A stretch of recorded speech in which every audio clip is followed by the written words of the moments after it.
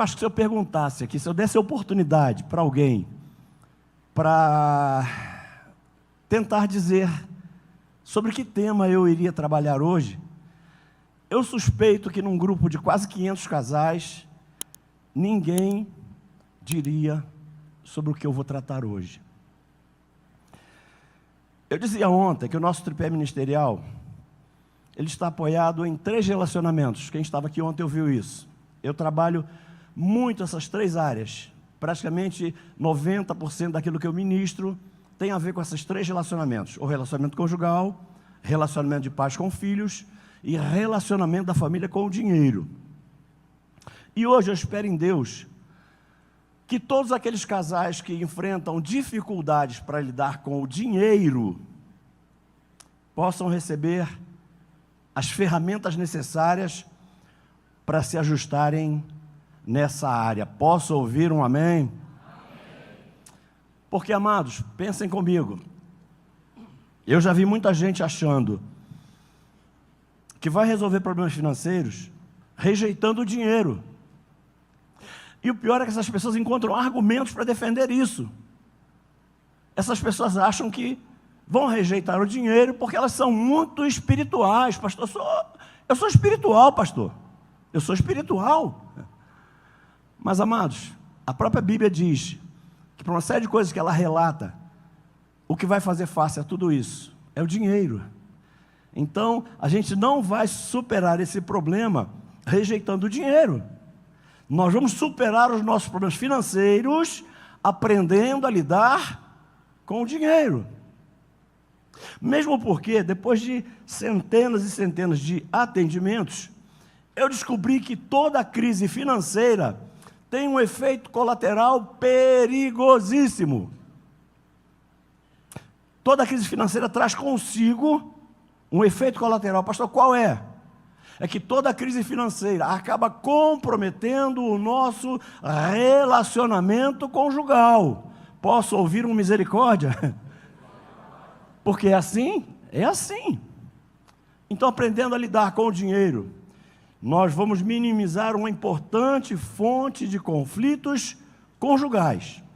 E eu confesso que eu me sinto à vontade para falar sobre isso, porque nós já fomos curados nessa área. Se você perguntar, pastor, quando é que o senhor se converteu? Não sei. O dia eu não sei. O mês eu não sei. Sei o ano. Pastor, quando é que o senhor se batizou? Não sei. Pastor, quando é que o senhor foi ordenado pastor? Não sei. Pastor, que dia que o senhor curou? Que dia que o senhor te curou na área financeira? 17 de março de 2009.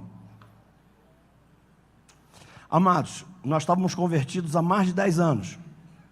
Éramos dizimistas fiéis, ofertantes generosos, mas a nossa vida financeira era o caos. Até que Deus nos revelou que o nosso problema estava acontecendo não porque nós não tivéssemos recursos. O nosso caos financeiro não era provocado pela falta de recursos. E aí eu aprendi algo poderoso. Caos não é ausência de recursos. Caos é ausência de ordem. Você acha que o nosso país não tem dinheiro? Mas por que está esse caos? Então eu gostaria de falar um pouquinho sobre isso hoje. Eu vou ler uma tradução que chama Bíblia Viva, porque gosto muito de ministrar sobre relacionamentos, usando linguagens modernas, porque nas linguagens de Almeida você tem palavras que não são do nosso cotidiano. Então tem que ir no dicionário para entender o que quer dizer aquela palavra que eu nunca li na minha vida. Então eu vou ler na versão Bíblia Viva, Lucas 14, a partir do verso 28. Você conhece bem esse texto, talvez não precisasse nem ler, mas eu vou ler. Lucas 14, a partir do verso 28. Diz assim: pois quem começaria a construção de um edifício, sem primeiro fazer os cálculos, e depois verificar se tem dinheiro suficiente para pagar as contas. De outra forma, só poderia completar os alicerces, antes de se acabarem os recursos. E então, como todo mundo se riria dele. Verso 30. Estão vendo aquele sujeito ali? Diriam em tom de caçoada. Começou aquela construção e ficou sem dinheiro antes de terminar. Palavra do Senhor. Da tua cabeça, eu quero orar mais uma vez a Deus. Senhor Deus Pai querido, te damos graças. Louvamos e bendizemos o teu santo nome. Fala conosco, queremos ouvir a tua voz. Porque ao final desta reunião queremos sair por aquelas portas, com a certeza ardendo em nossos corações. O Senhor nos trouxe aqui hoje para falar privativamente, especificamente, com cada um de nós. E eu peço que seja assim, em nome de Jesus. Posso ouvir um amém? Amém. Gente, antes de mergulhar nesse assunto, eu quero reforçar dois aspectos que para alguns cristãos ainda não é muito claro. Pastor, quais são esses? Primeiro aspecto, amados, o nosso trabalho não existe para ser um fim nele mesmo. A gente não trabalha por trabalhar. Pastor, trabalha por quê? Tem que trabalhar, todo mundo tem que trabalhar. Eu trabalho para trabalhar, tem que trabalhar. Não. Nosso trabalho existe para gerar recursos financeiros. E mais que isso, esses recursos financeiros têm que ser destinados a cumprir dois propósitos. Pelo menos dois propósitos os nossos recursos financeiros precisam cumprir. E esses dois propósitos foram revelados por Salomão, um homem muito rico. No livro de Eclesiastes, capítulo 3, no verso 13, ele diz algo interessante. Ouçam. Todos nós devemos comer e beber e aproveitar bem aquilo que ganhamos com o nosso trabalho. E isso é um presente de Deus. Ou seja, a primeira finalidade do nosso trabalho é gerar recursos que nos permitam comer e beber. Aliás, são necessidades básicas, são imprescindíveis para que a gente sobreviva. Mas no final desse verso, Salomão revela o segundo propósito do nosso trabalho. Pastor, qual é? Quando ele diz que nós devemos aproveitar muito bem aquilo que ganhamos com o nosso trabalho. Aqui já não está falando mais de necessidades básicas. Aqui ele está falando de desfrutarmos de uma vida abundante nessa terra. Salmo 35, 27 diz que Deus ama a prosperidade dos seus servos. Se eu tivesse que resumir aquilo que Salomão disse, eu diria que o dinheiro que nós ganhamos deverá ser utilizados não para contribuir somente com o nosso bem-estar do corpo, com a nossa saúde, mas precisará também contribuir para o bem-estar da nossa alma. Isso fica claro na terceira carta de Paulo, aliás, na terceira carta de João, capítulo 1, verso 3, ele fala algo interessantíssimo. Ele fala assim: amado, desejo que te vá bem em todas as coisas e tenhas saúde. Primeiro propósito do trabalho: comer e beber para ter saúde. Assim como vai bem a tua alma. Aqui está falando em bem-estar, em qualidade de vida. Mas depois de falar do propósito do nosso trabalho, eu preciso considerar um outro aspecto antes de entrar no assunto. Pastor, que outro aspecto é esse? Nós temos que compreender que depois de constituirmos a nossa família, uma vez que a gente se casou e constituiu a nossa família, todos os recursos que forem ganhos precisarão ser tratados como um bem da família. Queridos, depois que a gente se casou, pouquíssimas vezes você vai poder usar o pronome eu ou meu. Depois que a gente se casa, é quase tudo nosso. E o pior, não importa quem trabalhou para ganhar. Se foi o marido que trabalhou para ganhar, amém. Se foi a esposa que trabalhou para ganhar, amém. Mas o resultado do nosso trabalho tem que ser tratado como um bem da família. E o que a gente percebe, exercendo o nosso ministério esses anos todos, é que o dinheiro que deveria proporcionar bem-estar à família não tem cumprido esse papel em algumas casas, em alguns lares. Ou seja, ao invés de ser parte da solução, o dinheiro acaba sendo fonte de vários problemas. E por que eu afirmo isso? Porque para alguns casais, o dinheiro é falta de preocupação, aliás, o dinheiro é causa de preocupação quando ele falta. E para outros, esse dinheiro é fonte de discussão quando ele sobra. E o que alguns casais ainda não entenderam é que se o dinheiro não estiver cumprindo esse papel, ou esses dois papéis, na nossa vida, o problema não está no dinheiro. O problema está na falta de habilidade para lidar com o dinheiro. E se tem dois assuntos que a igreja fica toda arrepiada só de ouvir falar do altar, é demônio e dinheiro. Não, demônio e dinheiro mexe com a igreja de uma forma assim. Mas voltando para o texto que a gente leu, Jesus constrói essa parábola. E essa parábola trata de economia doméstica. Interessante, Jesus constrói essa parábola há mais de 2000 anos atrás. E queridos, se naquela época já tinha discípulos de Jesus com problemas financeiros, isso eu não posso afirmar porque a Bíblia não diz. Mas se Jesus investiu tanto tempo, num ministério tão curto quanto foi o dele, para ensinar sobre economia doméstica, é porque isso é importante demais para ser negligenciado pelo cristão. Na verdade, Jesus estava dizendo que se nós assumirmos qualquer compromisso financeiro, sem um planejamento prévio, a possibilidade disso terminar mal é real, é verdadeira, vai dar ruim. E ainda, segundo as palavras do próprio Jesus, vai acontecer algo pior ainda. E o que é isso? É acabarmos comprometendo a nossa reputação. Quando a gente deixa rastros pelo caminho e alguém diz, olha lá, está devendo no mercado, olha lá, e é crente. Olha, está devendo material de construção, olha lá, é crente, olha lá. Ouça, quem dá um bom testemunho, não precisará se preocupar com a sua reputação. Então, meu propósito hoje não é te ensinar a ganhar dinheiro. Isso é no culto de empresários, de empreendedores. E eu não estou aqui para falar disso. Apesar de ser empresário há 30 anos, eu não vim aqui falar disso hoje. Hoje o propósito não é esse. Eu quero te deixar algumas informações para te ajudar a lidar com o dinheiro que já foi ganho. Posso ouvir um amém? E amados, vamos tentar esclarecer hoje por que o dinheiro ainda é uma grande fonte de conflitos conjugais. E aí eu preciso começar pelo início, porque quando a gente começa pelo início, as coisas funcionam, ficam didáticas. A verdade é que a maioria dos jovens se casa sem ter aprendido a lidar com o dinheiro enquanto ainda estava solteiro. Os jovens se casam sem nenhuma informação nessa área. Se casam sem saber administrar as suas finanças pessoais. E aí se casam. Aí, uma vez casados, ambos, tanto o marido quanto a esposa, vão ter que aprender a lidar com o dinheiro enquanto casal.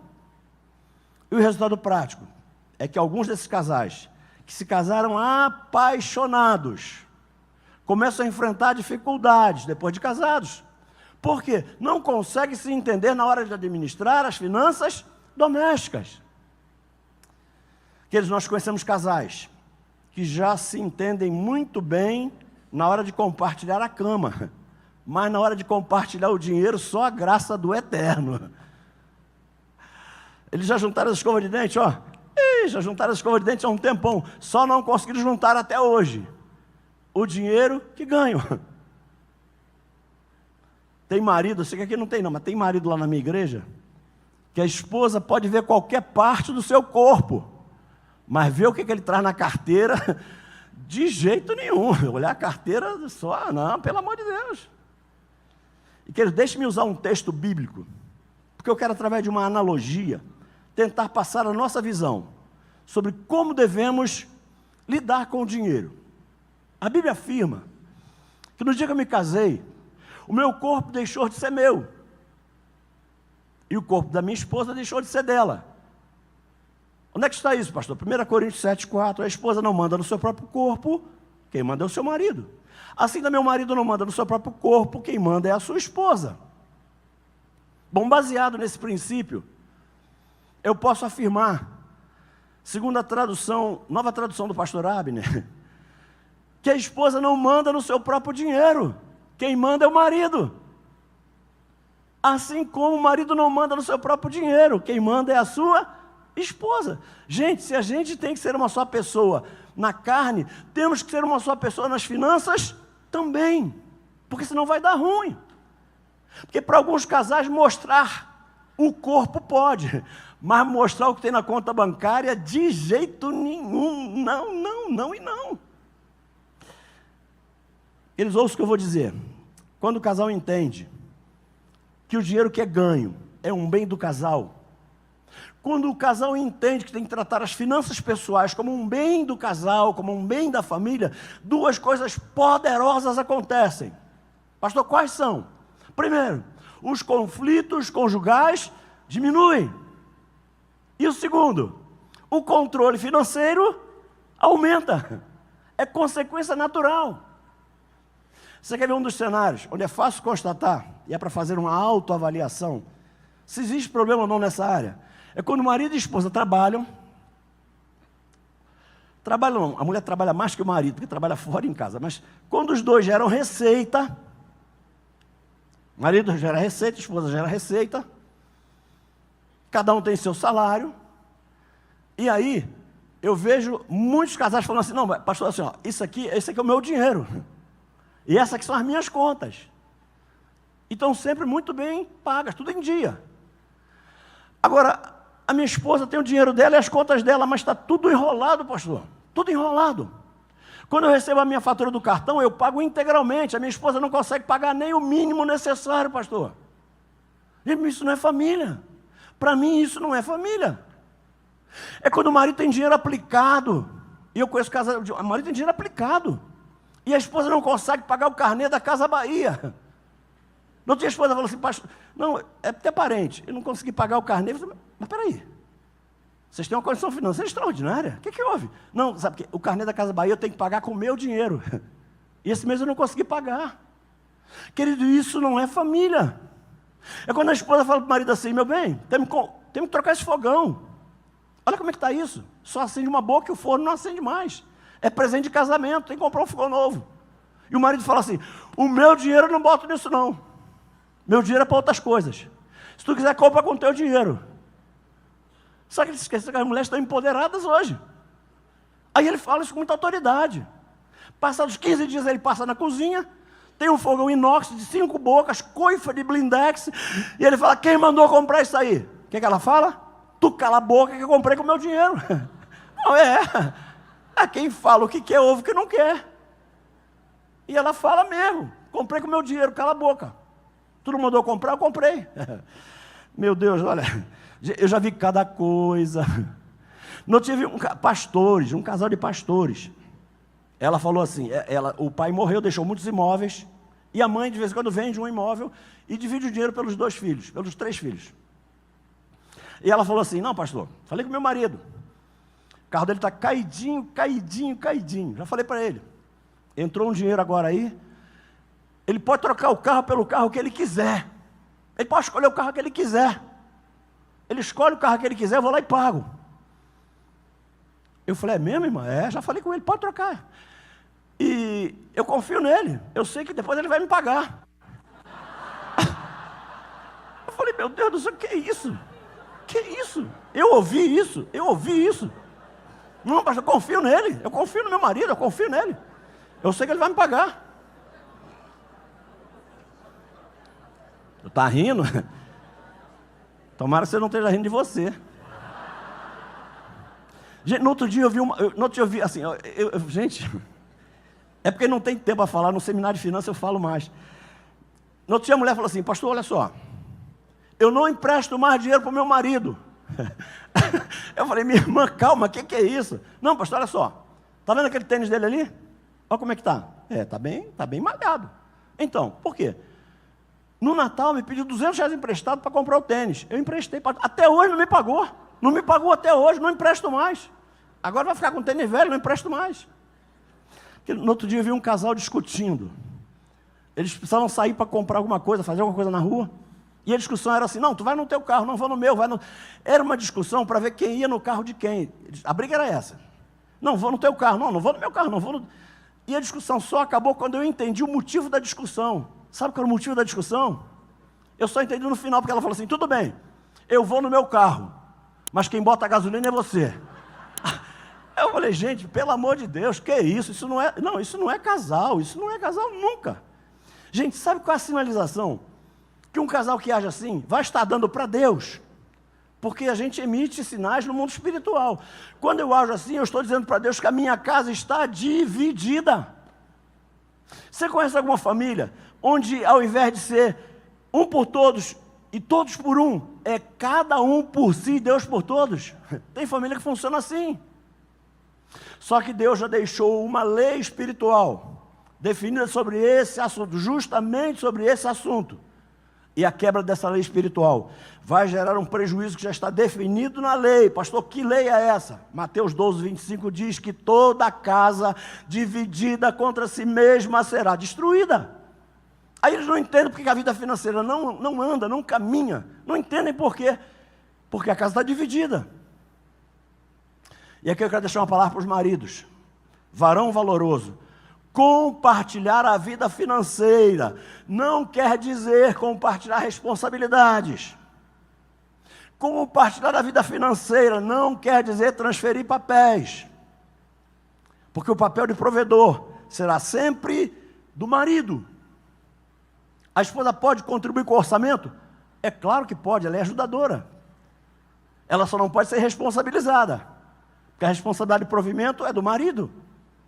Se der alguma coisa errada na área financeira, Deus não vai cobrar da esposa, mesmo que o salário dela seja maior do que o teu. Não vai cobrar dela, vai cobrar de você. Por quê? Porque o marido é o provedor. Deixa eu fazer um parênteses muito importante, porque eu acho que quebra um tabu. Nós somos duros na queda nisso, duro na queda. O correto é confiar a gestão financeira da casa ao cônjuge que tem mais competência para fazer isso.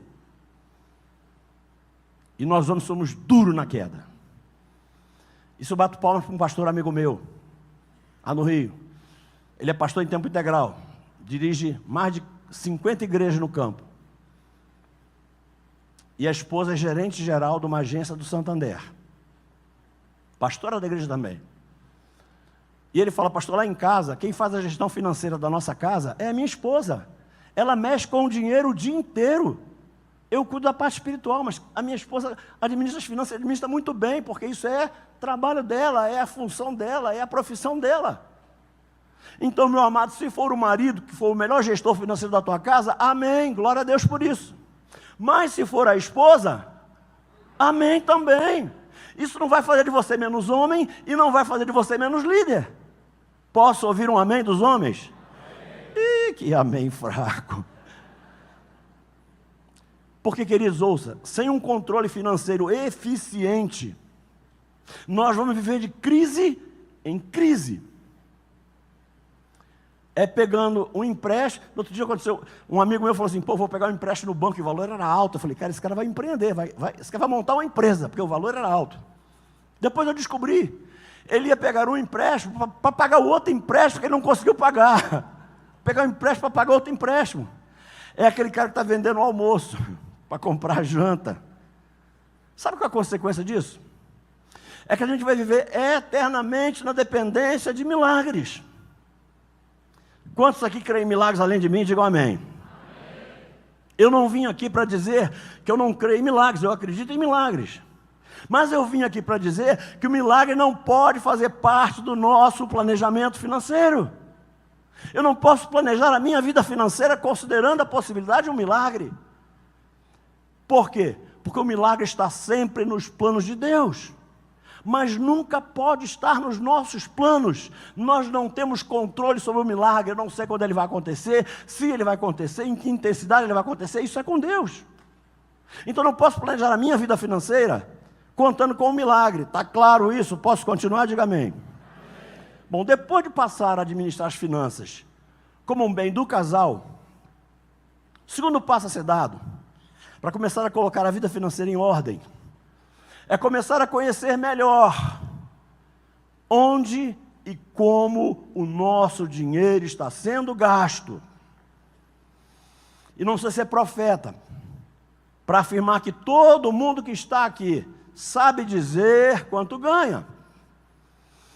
Mas pouquíssimos dos que estão aqui saberiam detalhar onde gastam e quanto gastam. Pastor, o que eu preciso fazer para colocar a minha vida financeira em ordem? É controlar, meu amado, receitas e despesas através de um orçamento doméstico. Pastor, não tenho orçamento e a minha vida financeira vai bem. Segue nessa tua força, tu está no caminho certo, vai embora. Agora, se você está com a vida financeira bagunçada, não dá para colocar a vida financeira em ordem sem um orçamento.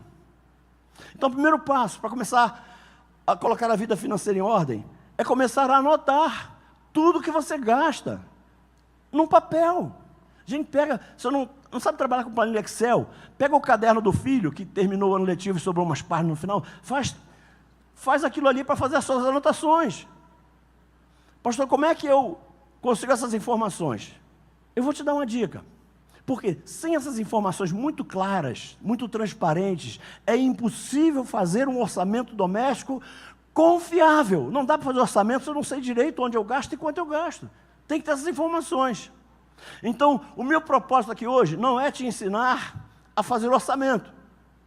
Mesmo porque eu não sou economista, eu sou pastor. Se você depois quiser, busca na internet, tem muita informação na internet para te ajudar a fazer orçamento. Mesmo porque, grave isso, os nossos conflitos financeiros não serão resolvidos aprendendo mais sobre economia. Os nossos conflitos financeiros serão resolvidos aprendendo um pouco mais sobre como administrar as finanças como sendo uma só carne. É aqui que é o segredo. É aqui que é o desafio. É como tratar as finanças como sendo uma só carne. Mas independente de qualquer coisa, é fundamental que você adquira alguns conhecimentos, é importante, sobre a administração financeira, isso faz bem. E me permita fazer um parêntese. Porque o orçamento doméstico só vai ser bem feito, vai produzir resultados, se ele estiver escrito, gente. Eu vejo muita gente falando assim, mas pastor, eu tenho tudo aqui, ó. Não preciso não, está tudo aqui. Queridos, como é que está tudo aqui? Sabe aquele cara que sai de manhã, bota R$50 no bolso, sai? Vai trabalhar. De noite ele chega e fala assim, meu bem, eu acho que eu perdi R$50 hoje. Perdi R$50. Tu não lembra que eu botei R$50 no bolso? Foi. Eu perdi. Não, mas peraí. Tu não saiu de manhã antes de trabalhar, não comprou pão? Cara, esqueci que eu comprei pão, tá certo. Mas mesmo assim está faltando. Vem cá, tu não saiu para almoçar, não? Rapaz, esqueci, tinha saído para almoçar. Ou o cara não lembra o que ele gastou no dia. Como é que ele vai lembrar o que ele gastou dia 1º, dia 2, não vai mesmo. Então tem que estar escrito, não adianta ter tudo na cabeça. Só assim, o casal vai poder acompanhar, dia após dia, e entender o que está acontecendo. Pastor, como é que eu faço para reunir essas informações, para montar um orçamento? Bom, eu deixo algumas dicas. Eu disse, não sou economista, sou pastor, mas eu sou empresário há 30 anos, eu quero deixar algumas dicas. Primeiro, o que você vai fazer? Escolha um mês cheio. Pega do dia 1º. Pega uma folha de caderno, se você não souber, a folha de caderno, faz 3 colunas. Bota assim, dia, valor e finalidade. E começa, dia 1º, R$18. Dia 1º, R$18, padaria. Dia 5, R$700, aluguel. E vai colocando tudo numa folha. Qual é o grande benefício de fazer isso? É permitir que a família saiba no final do mês onde ela gasta e quanto ela gasta em cada uma daquelas coisas. Aí sim, terminado o mês, você vai pegar tudo aquilo que você lançou no caderno e vai agrupar por tipo. E eu vou dizer para quê. Você vai agrupar por tipo. Tudo que você gastou com moradia, alimentação, educação, saúde, transporte, lazer, vestuário. Você vai listar, você vai agrupar por tipo. Primeira surpresa que você vai ter. Grande benefício de fazer isso é que a família que fizer isso vai descobrir que os recursos financeiros não estão sendo gastos onde ela achava que estava. Porque a gente acha que gasta tudo no mercado. Não, porque o óleo está o preço do ouro. Queridos, depois que você botar no papel, você vai ver que o que você gasta com um cafezinho, pizza, é muito mais do que aquilo que você achava que gastava. Então bota e vai fazer, e vai ver a experiência que você vai ter. O grande desafio, queridos, está em pegar depois todas essas despesas que já foram identificadas e classificar essas despesas de uma outra forma. Aí não é mais por tipo. Você vai classificar todas as despesas, e esse é o grande desafio. Você vai classificar todas elas em 3 grupos, 3 grandes grupos. Pastor, que grupos são esses? São grupos que estão classificados por ordem de relevância, por ordem de importância. Quais são, pastor? Primeiro, as despesas obrigatórias. No segundo grupo, você vai colocar despesas importantes. E no terceiro grupo, as despesas supérfluas. E eu vou te explicar por que isso é importante. Despesas obrigatórias, importantes e supérfluas. E essa classificação tem que ser feita em família. Porque o que é obrigatório para você é supérfluo para a esposa. O que é importante para a esposa é supérfluo para você. Então, faça a classificação em família. O que é obrigatório, importante e supérfluo. Bom, o primeiro grupo das despesas obrigatórias são aquelas despesas que vão aparecer no orçamento de todas as famílias. Desde a família do Bill Gates até a família do mais humilde servo, todos eles vão ter despesas obrigatórias. Elas vão ser em níveis diferentes, mas elas vão existir. Pastor, o que tem aqui? Despesas com a casa própria, seja o aluguel, se você não tem casa própria, seja a prestação, se você compra uma casa, condomínio, água, luz. São aquelas despesas que chega o boleto, que o boleto nunca perde, né? O boleto sempre vence. Não, o boleto não perde uma. O boleto sempre vence. Então você vai pegar todas as despesas, aquelas despesas obrigatórias, aquela que tem o boleto lá, você não negocia a data, chegou, você tem que pagar. Ponto. Despesas obrigatórias. Qual é o cuidado que a gente tem que ter? Olha aqui. Como elas são obrigatórias e vão estar no orçamento de todos nós temos que fazer com que elas estejam num nível que esteja dentro da nossa realidade. Ouça, vai ter uma linha lá no meu orçamento, escrito assim, prestação da casa própria, ou vai ter uma linha que vai estar assim, aluguel. Não é porque tem uma linha ali, aluguel, que eu vou poder lançar ali 18 mil reais de aluguel. Está claro isso? Esse valor que vai entrar ali tem que estar dentro da minha realidade naquele momento. Esse valor tem que estar dentro da minha realidade. Não é porque vai ter uma linha ali que vai ser conta de luz, que eu posso ter uma conta de luz de 3.500, 5 mil reais. Ela vai ter que estar dentro da minha realidade. Segundo grupo de despesas, são despesas importantes, mas que não são obrigatórias. Qual é o grande cuidado com esse tipo de despesa? Quem quer realizá-la, tira ela do grupo das importantes e coloca ela no grupo das obrigatórias. E muitas não são obrigatórias, apesar de serem importantes. Bom, o que caracteriza esse tipo de despesa? São despesas relevantes, mas a sua realização vai estar condicionada à realidade financeira daquele momento que eu esteja vivendo. Queridos, é o tipo de despesa que se a gente decidir fazer, a gente faz. Se a gente decidir não fazer, a gente não faz. E qual é o grande benefício de não fazer uma despesa que eu não posso fazer? É que eu não vou ficar inadimplente. Eu não vou passar por devedor. Com relação a essas despesas, nós temos que ter um critério rigorosíssimo, porque elas impactam fortemente qualquer orçamento. Despesas importantes são perigosas, talvez as mais perigosas. Por quê?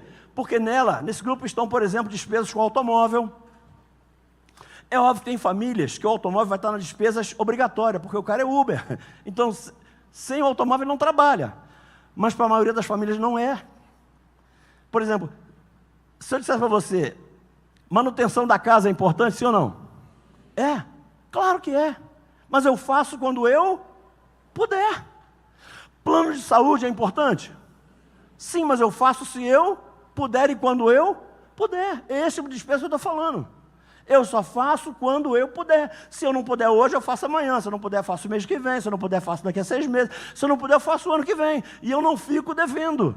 Eu não passo por devedor. Eu não tenho meu nome no SPC. Posso ouvir um amém? E terceiro grupo, é o mais desafiador de todos. São as despesas supérfluas. São aquelas despesas que qualquer família pode deixar de realizá-las sem problema algum. Pastor, o que tem aqui? Roupas de marca, eletrônicos, TV a cabo, comer fora, animal de estimação. São despesas supérfluas. Só que aqui entra um detalhe. As despesas supérfluas são as mais difíceis de serem controladas. Pastor, por quê? Porque despesa supérflua não tem a ver com necessidade. Despesa supérflua tem a ver com desejo. E nunca foi fácil controlar desejo. Toda despesa supérflua torna mais alegre a vida de quem pode realizá-la. E, queridos, controlar os nossos desejos sempre foi um enorme desafio. Alguém fala assim, mas pastor, peraí, eu também tenho o direito de fazer também as minhas Porque eu trabalho demais, pastor. Eu ralo muito. Então a pessoa tenta justificar a impossibilidade de fazer uma despesa supérflua, dizendo que ele merece. Eu mereço. Eu mereço. Amados, qual é o risco que toda despesa supérflua traz consigo? Qual é o risco? Porque como toda despesa supérflua gera prazer, a gente acaba gastando muito mais do que poderia gastar. Posso ouvir misericórdia? Mas voltando para a classificação, por que eu quis falar sobre isso? Qual é o grande benefício de conhecer essa classificação? Qual é o benefício? Se você constatou qualquer desequilíbrio entre receita e despesa, o casal vai ter que fazer aquilo que é correto. Se você sabe que são despesas obrigatórias, importantes, supérfluas, e você viu que num mês a conta não vai fechar, você faz aquilo que é correto. E eu posso te frustrar, mas muitos dizem o seguinte: não, pastor, esse mês eu vou ter que ralar pra caramba, porque o orçamento não está fechando. Então a gente sempre considera a possibilidade de ganhar mais. E dificilmente considera a possibilidade de gastar menos. Gente, cortar despesas não é confortável, mas às vezes é imprescindível. Tem hora que tem que cortar, porque ganhar mais nem sempre é possível, ganhar mais nem sempre é rápido. Então a gente tem que equilibrar nossas finanças, senão a gente vai entrar em parafuso, vai começar a desequilibrar as finanças, depois para sair é um ó. Depois está com cinco parcelas atrasadas, a carnê atrasada, depois aí para consertar é uma desgraça. Querido, se o casal não vigiar, ele vai começar com aquilo que é desejo. A gente começa gastando com aquelas coisas que dão prazer. E perceba que a maioria das coisas que dão prazer estão na categoria do supérfluo. E aí não tem orçamento que resista. Sabe o que acaba acontecendo? E eu já vi isso em algumas famílias. O casal começa atrasando o condomínio, mas ninguém na casa quer cortar a TV a cabo. Não, peraí. Cortar a TV a cabo, pelo amor de Deus. O condomínio depois eu pago. Ele só se esquece que condomínio é despesa obrigatória. E TV a cabo é despesa supérflua. Mas ele faz assim. O cara chega a atrasar o aluguel. O aluguel está atrasado. Mas ninguém na casa quer abrir mão do automóvel. Não, pastor, você não, abrir mão do automóvel não, pastor. O aluguel depois eu pago. Se não der para pagar esse mês, eu pago no outro. Só que ele se esquece que aluguel é despesa obrigatória. E na maioria das famílias, o carro é despesa supérflua. O cara chega a atrasar, aconteceu com um casal que eu conheço. O cara chega a atrasar a mensalidade da escola dos filhos. Mas continua tendo despesa com o cachorro. O cara atrasa a mensalidade da escola dos filhos e continua tendo despesa com o cachorro. O cara chega, gente, o cara chega à loucura. Você sabe que se atrasar a conta de luz, a companhia vai lá e... O cara chega a atrasar a conta de luz, mas ninguém na casa quer abrir mão do celular. Todo mundo tem celular, ninguém quer abrir mão do celular. Eu só não sei depois onde é que carrega o celular, porque vai cortar a luz, como é que carrega o celular depois? Não tem como carregar o celular, porque não tem luz na casa. Como é que vai carregar o celular? Sei lá. Mas assim, queridos, consciente dessa realidade, o casal vai ter condições de montar um orçamento com mais confiabilidade, porque esse é o desafio. É fazer um orçamento que eu possa confiar nele. É fazer um orçamento que eu sei que eu consigo cumprir. Posso ouvir um amém? Bom, aqui eu deixo alguns alertas. O primeiro alerta que eu quero deixar, e eu falei isso aqui ainda agora, eu vou reforçar. O milagre não pode fazer parte do nosso orçamento. O milagre não pode ser colocado como um item de receita no nosso orçamento. Queridos, eu vejo gente falar assim: não, olha, esse mês, se Deus não fizer um milagre dia 20, a conta não fecha. Não, e aí ele transfere o problema para Deus. Não, transfere para Deus. Deus vai ter que fazer um milagre dia 20, porque se não fizer... Gente, você conhece gente que faz as despesas e fala assim: não, pastor, você não tem fé não? Vamos fazer por fé. Gente, esse é o maior argumento de quem é desorganizado financeiramente. Só que ele só se esqueceu do seguinte: tudo que nasce no coração de Deus, grave isso, tudo que nasce no coração de Deus, e a gente faz por fé, Deus é o fiador. Agora o cara faz por capricho. Aí o cara quer que Deus seja o fiador de algo que ele fez sem consultar, nem orou a Deus, nem pediu a Deus uma direção e fez a despesa. E depois quer que Deus honre aquilo que ele fez por capricho. Queridos, para fechar, eu gosto de deixar um alerta, um outro alerta poderoso. Grave isso. Nós só vamos ver o diabo com chifre e rabo em filmes de Hollywood. Normalmente ele vai aparecer para a gente, como está registrado em Efésios 6,11. Diz assim: estais atentos contra as astutas ciladas do diabo. É aqui que ele quer pegar a gente. E ele sempre tem astutas ciladas para nos pegar. E na área financeira, é imprescindível a gente estar muito atento. Ouça, o diabo não quer o nosso dinheiro. O diabo é espírito. Ele não precisa de dinheiro. O que o diabo quer roubar de nós não é o dinheiro. O que o diabo quer roubar de nós é a nossa reputação. Está claro isso? Primeiro produto de ponta do inferno. Vigie contra isso, irmão em Cristo. Vigie contra isso. Primeiro produto de ponta do inferno é o tal do crediário tentação. Interessante que não é crediário provação. Porque se fosse crediário provação, a gente seria aprovado e não cairia nele. Mas não, é crediário tentação. E é uma tentação mesmo. Crediário é uma tentação, assim, é um negócio terrível. O cara vai na loja trocar uma blusa que ele ganhou de presente. A irmã vai na loja trocar o sapato que ela ganhou no aniversário e ficou largo. Aí, tu sabe que a irmã está toda enrolada. Aí ela sai da loja com 4 bolsas, 2 em cada lado. Aí você fala assim: irmã, peraí. Não, pastor, peraí. Eu vou pagar em 10 parcelas. Pastor, a prestação é baratinha. Pastor, se eu não fizer isso, eu não compro nada. Ah, meu Deus. Isso se a pessoa não tem bom gosto, porque quem tem bom gosto sofre mais ainda. Não, quem tem bom gosto sofre. Eu tenho um filho que é assim, eu falo: filho, que quem tem bom gosto é terrível. O cara tem muito bom gosto, então ele só usa a roupa que tem um jacaré. Aí a camisa do jacaré, tênis do jacaré, bermuda do jacaré. O interessante é que ele não tem como pagar à vista. E aí ele parcela em 12 meses. Ele só se esquece que todo dia 10, o jacaré vem e dá uma mordida no salário dele. O jacaré leva um pedaço, todo mês. O jacaré leva um pedação, assim, ó. Querido, está provado. Ouça, está provado. Não sei o que estou dizendo isso. Está provado que o fator que mais tem levado o endividamento é o crédito fácil. O crédito é uma tentação mesmo. Cuidado, mas muito cuidado. Inclusive os economistas, não sou eu, os economistas fazem a seguinte recomendação para aquelas famílias que têm o hábito de comprar a crédito. E depois você faz a conta em casa. Se no teu caso, você está comprometendo de 1 a 20% da tua renda com prestações, tá beleza, pode continuar essa tua força que você está no verde.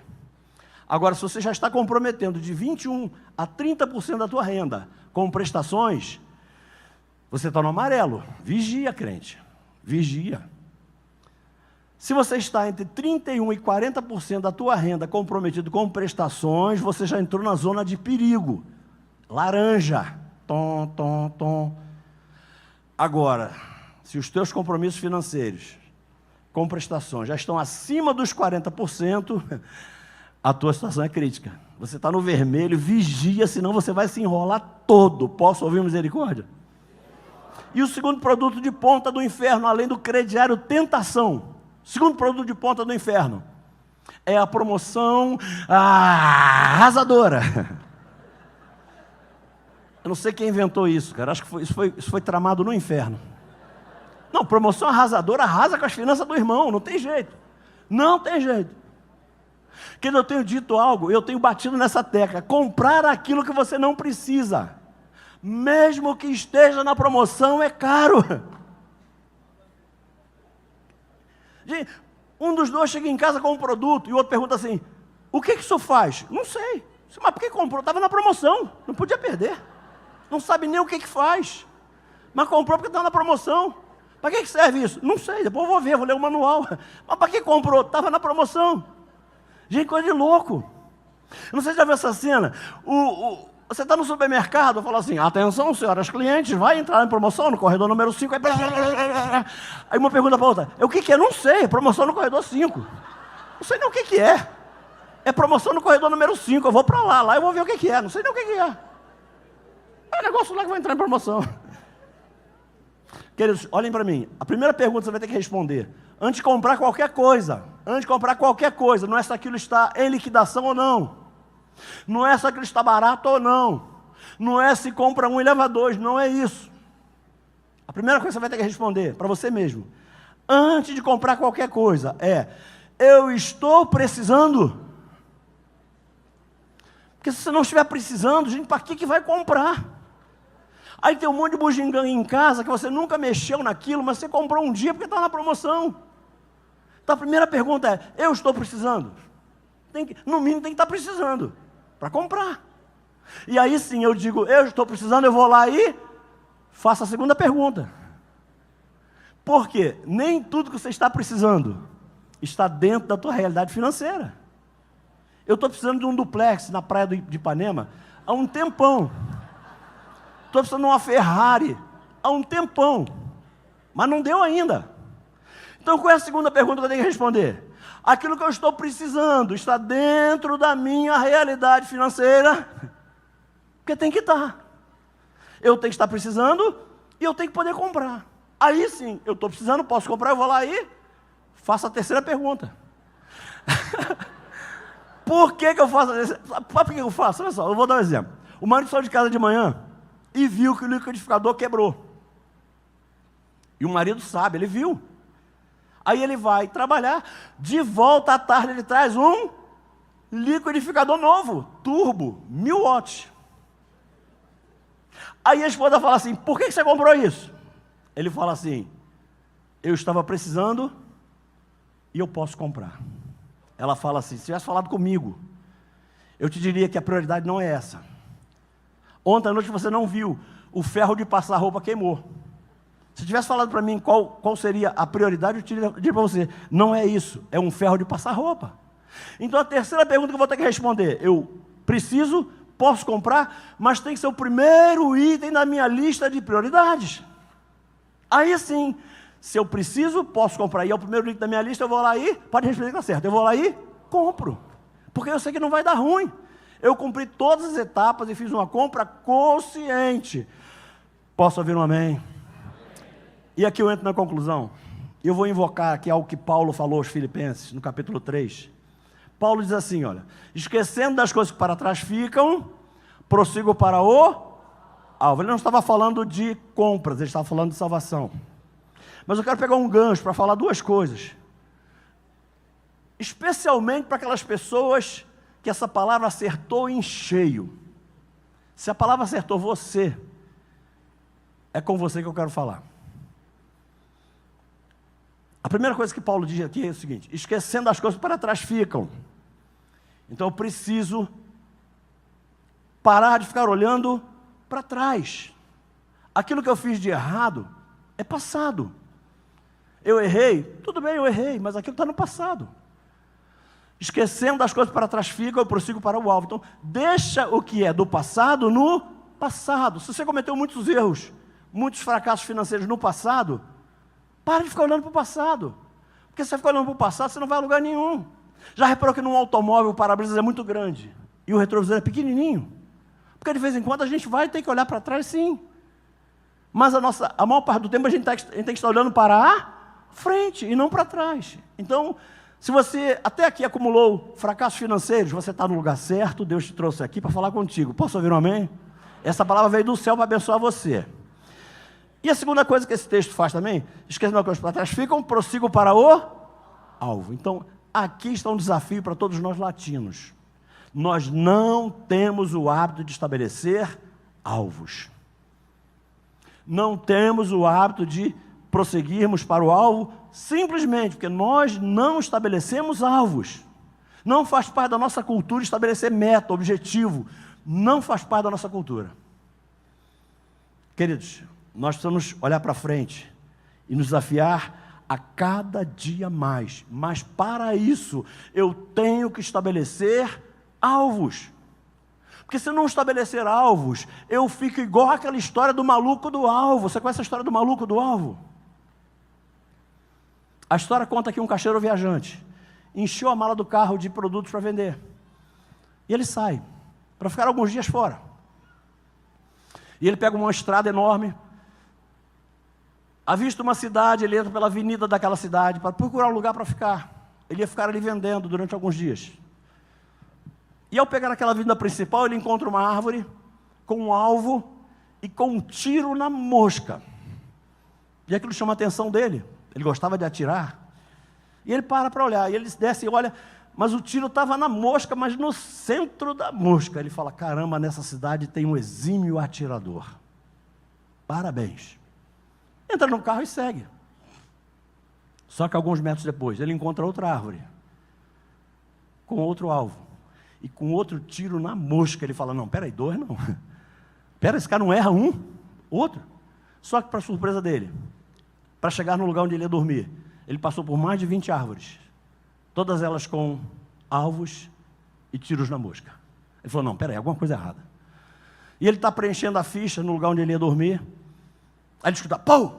Ele larga tudo, sai correndo, dá a volta na esquina e se depara com um homem, mal vestido, deixando uma garrucha encostada no muro, pegando uma escada, um balde de tintas, atravessando a rua, encostando a escada na árvore, subindo até o último degrau, e lá pintando um alvo, no lugar onde ele tinha acertado o tiro.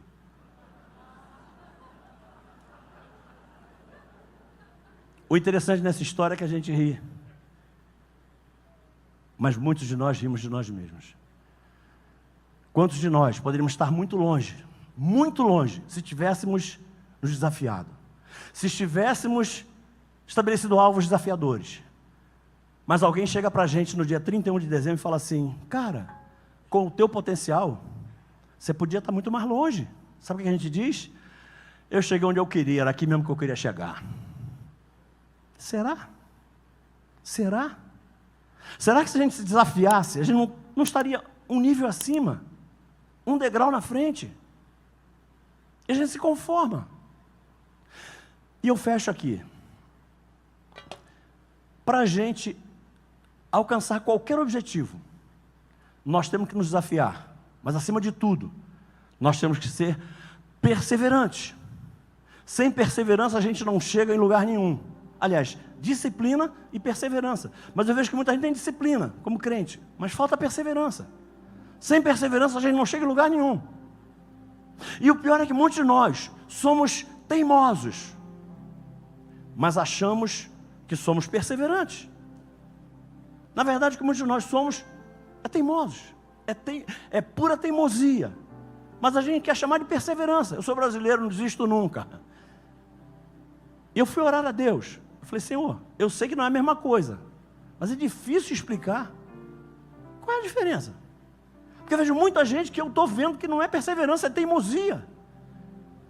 Mas como é que eu falo para essas pessoas que tem que mudar alguma coisa? E aí Deus me levou numa sala, semelhante a essa aqui, só que ao invés de parede de alvenaria, ela era toda envidraçada. E ali eu vi um passarinho. E o passarinho começou a voar nessa sala, porque ele queria, na verdade, sair. E ele começa a voar nessa sala e olha uma daquelas vidraças, atrás tinha muitas árvores, ele arremete contra aquele vidro e pau! E cai. Mas ele não fica ali. Ele é brasileiro, não desiste nunca. Em 10 minutos ele já estava andando pelo chão. Com mais 10 ele já estava voando de novo. E ele começa a voar de novo. E aí por instinto não bate mais ali, porque não é bobo, ele vai aqui agora e pum! Cai.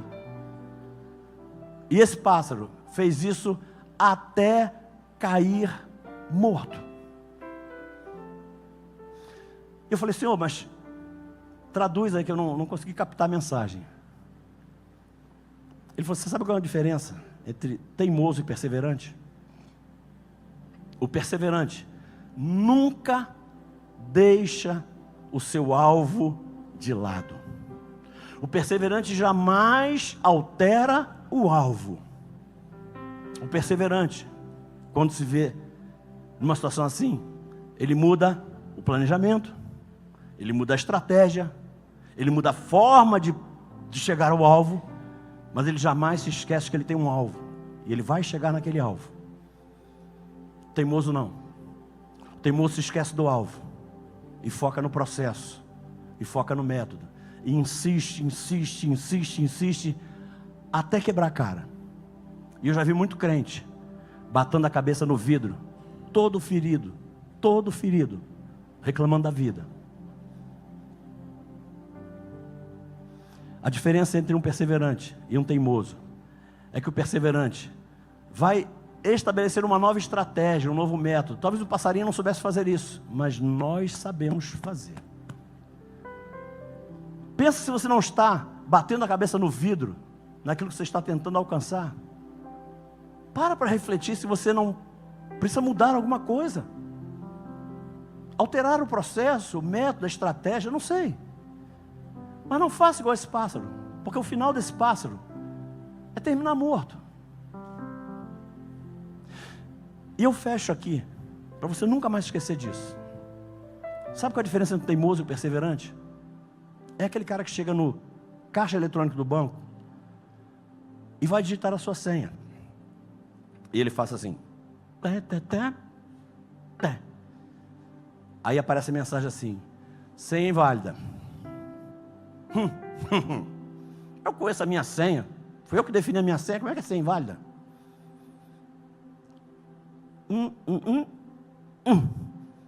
Senha inválida. Se digitar de novo, vai bloquear a senha. Quero ver, duvido.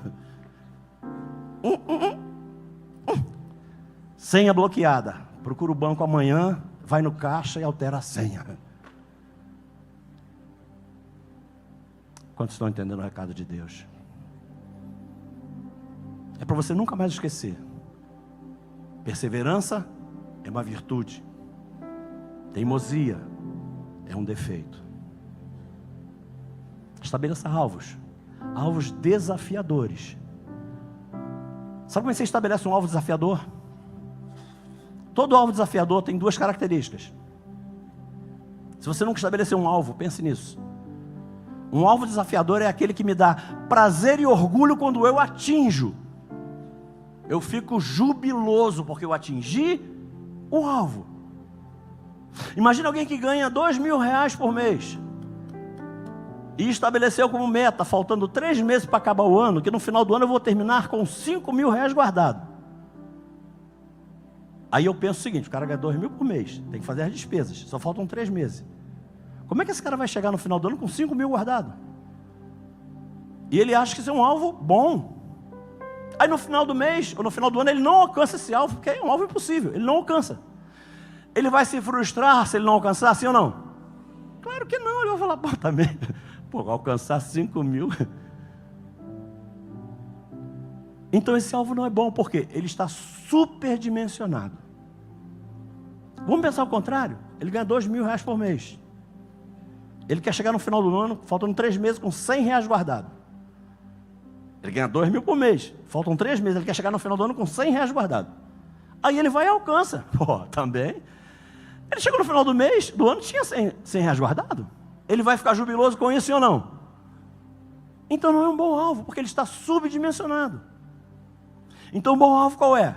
Vai me dar júbilo se eu alcançar, e vai me frustrar se eu não alcançar. Esse é um alvo extraordinário. Ele tem que me frustrar se eu não alcançar, e ele tem que me jubilar se eu alcançar. Saia daqui hoje estabelecendo alvos, metas, objetivos, para que você suba de nível e passe a cuidar um pouco melhor daquilo que você já conquistou. Porque quem não cuida do que tem, acaba sem. Vamos ficar em pé.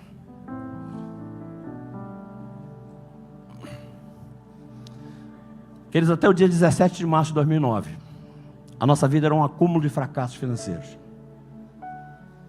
Naquela época, se não houvesse um negócio chamado cheque especial, a nossa conta não fechava 1 mês sequer. Até que um dia, assistindo uma mensagem pela internet, e minha filha estava assistindo, sabia das nossas dificuldades financeiras, me chamou: pai, vem cá. E eu fui ao quarto dela e assisti toda a mensagem com ela. Quando terminou aquela mensagem, o punhal assim de Deus entrou no meu peito de uma forma assim que rasgou. Eu falei, minha filha, vá na igreja, era a igreja dela que ela congregava, e compra esse DVD. E eu quase furei aquele DVD de tanto assistir. Eu devo ter assistido mais de 10 vezes aquele DVD. E Deus me mostrou assistindo aquele DVD onde é que eu estava errando. O problema não estava em ganhar. Eu sabia ganhar. O problema estava em que eu não sabia gastar. Deus me mostrou que causa não é ausência de recurso, é ausência de ordem. Quando a gente resolveu botar a casa em ordem, as coisas começaram a fluir. Nós que vivíamos de cheque especial em cheque especial, com 3 meses que eu ouvi essa mensagem, a minha conta zerou. Com 1 ano de assistir essa mensagem, eu comecei a fazer uma reserva. E logo em seguida Deus me falou assim, agora você vai repartir isso que eu fiz na tua vida com a minha igreja. E eu preparei um seminário de 3 dias para tratar da prosperidade da família cristã. Eu tenho feito ele em muitos lugares. Ele tem sido um marco na vida de muitos cristãos. Porque na verdade o que Deus quer de nós é que a gente viva a plenitude que Ele tem para nós aqui na terra. Jesus veio para que tivéssemos vida e vida abundante. Mas essa é uma promessa daquelas que não é absoluta. Quando Jesus diz que vai voltar, Ele vai voltar. Você queira ou não, acredite ou não, Ele vai voltar. É uma promessa absoluta. Agora, quando Ele diz que vai nos dar vida abundante, é uma promessa que está condicionada a alguns comportamentos nossos. Deus sempre quer nos abençoar. Mas se para nos abençoar, Ele tiver que quebrar princípios que Ele mesmo estabeleceu, nós vamos ficar sem prosperidade, porque a gente não vai prosperar. Porque Ele não vai quebrar princípios. Deus não quebra princípios. Então, se a gente se adequar aos princípios de Deus que nos levam à prosperidade, a gente vai viver uma vida abundante aqui na terra. A gente vai ter vida e vida abundante. Mas se nós não decidirmos cumprir os princípios da prosperidade que Ele estabeleceu, a gente vai continuar vivendo. Ou, se você preferir, sobrevivendo. Mas não é isso que Ele tem para nós. Salmos 35, 27 diz que Deus ama a prosperidade dos seus servos. Mas para que isso seja uma realidade na nossa vida, nós temos que nos adequar, nos submeter aos princípios que Ele estabeleceu. Que você saia daqui hoje definido, comprometido, numa conversa com o seu cônjuge, de que vocês vão transformar a realidade financeira que vocês vivem. Eu não sei quem aqui vive dificuldade financeira, não sei. Mas eu sei que essa é uma realidade em muitas igrejas. Pessoas que espiritualmente são muito prósperas, mas que estão com o nome arranhado no bairro onde moram. E eu volto ao que eu falei lá atrás. O inimigo não quer o nosso dinheiro, ele quer arranhar a nossa reputação. Como é que alguém que tem a reputação arranhada no bairro onde mora vai ganhar uma alma para Cristo? Como? E é isso que ele quer. Então que você sai daqui hoje assim: eu preciso colocar a minha vida financeira em ordem. Eu tenho o direito em Cristo de viver vida e vida abundante. E não depende dele. Tudo que ele tinha que fazer, ele já fez. Se você não vê essa vida abundante ainda, não é o problema, não é ele, não, somos nós. Eu costumo dizer que se alguma coisa vai errada conosco, nós temos que ao menos admitir que nós somos os principais suspeitos. Podemos nem ser culpados, mas nós temos que admitir que nós somos suspeitos. Nós temos que primeiro nos avaliar. Primeiro avaliar como é que a gente está se comportando. Depois a gente parte para o resto, mas tem que começar por nós. Mahatma Gandhi falou assim: seja você a transformação que você quer ver no mundo. E parafraseando Gandhi, eu diria: seja você a transformação que você quer ver na sua casa. Seja você a transformação que você quer ver nas suas finanças. E eu tenho certeza que quem sair daqui comprometido vai dar um salto de qualidade muito grande na sua vida financeira. Eu vou passar a palavra para o pastor, eu tenho certeza que Deus tem falado no coração dele também. Eu só quero orar antes de entregar o microfone. Levanta a cabeça. Senhor Deus, Pai querido, te damos graças. Muito obrigado, Paizinho, porque o Senhor trouxe pessoas de tão longe. Porque o Senhor sabia, o Senhor conhecia. O Senhor já de antemão sabia o que seria compartilhado. E o Senhor separou essas pessoas para que elas estivessem aqui. Porque o Senhor queria falar em particular com elas. Por isso, a partir de agora, a minha oração é que o Senhor continue falando com cada uma delas. E que ao colocar a cabeça no travesseiro, o Senhor possa falar em particular, em privado com cada uma delas. E certamente o Senhor vai falar com elas porque elas têm comunhão contigo. O Senhor vai falar com elas, coisas que eu sequer falei. Mas o Senhor tem liberdade em falar diretamente a elas, porque eu tenho certeza que o Senhor quer ver os seus filhos prosperando nessa terra. E eu peço seja assim, no nome santo e poderoso do teu Filho amado Jesus. Você pode dar um amém para essa palavra? Muito obrigado.